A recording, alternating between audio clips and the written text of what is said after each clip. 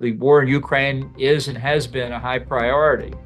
But the U.S. relationship with India is a high priority too. And the two trains have collided here. Unfortunately, now we have to try and repair the damage, and that should be a very high priority for inside Trump administration officials to think about how to do that, how to accomplish these objectives without them crashing into each other.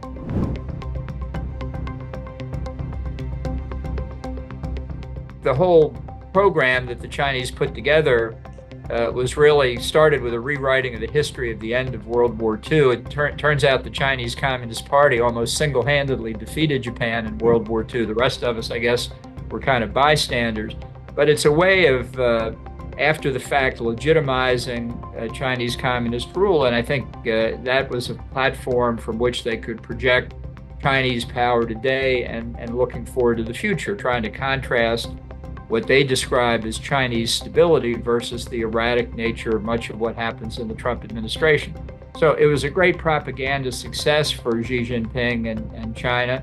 I understand why Prime Minister Modi went, and all of us who could see it understood the signal he was sending. Okay, message received. I hope the Trump administration received it. I would think it seems that they have. So now let's get back, as I say, and try and correct the mistakes that were made, fix the damage, and try and work together, particularly because I think from India's perspective, the evidence of the growing China-Russia axis that we've seen over the last 3 years is real. And whatever the picture at the moment, this main threat to India is going to come from China, and what will increasingly be, unfortunately, I think, unfortunately for India, unfortunately for the U.S., for Europe, be the increased collaboration between a very weak Russia and a much stronger China.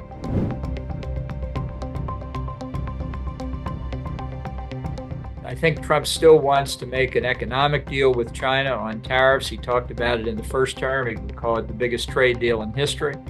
But the Chinese behavior, buildup of its military, development of blue water naval capabilities, surveying the floor of the Indian Ocean, pressure along East Asia, incursions into Japanese airspace and the maritime domain, not just the Senkaku Islands anymore, but Japan itself, threats to Taiwan, what they're doing in the South China Sea, the concern along the line of control with India, all evidence of China that looks very confident and trying to establish hegemony, or at least increase the strength of its position. And I think this is a long-term development. It's played out not just in political military terms, but in economic terms as well.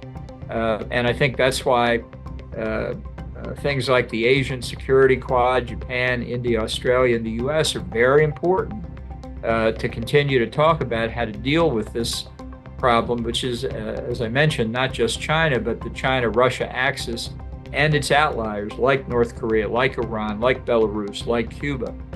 These are things that I think we share mutual concerns about.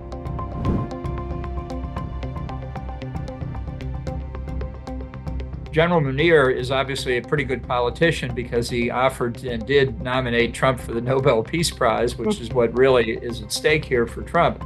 I think it was a mistake for Trump after the terrorist attack in Kashmir to take credit for the de-escalation. I think people who have followed events on the subcontinent understand India's view there, understand Pakistan's view, and it doesn't. I don't think the U.S. should be seen as tilting toward Pakistan or tilting toward India. I think these are equal relationships, and that's what I'd like to see made clear by the administration.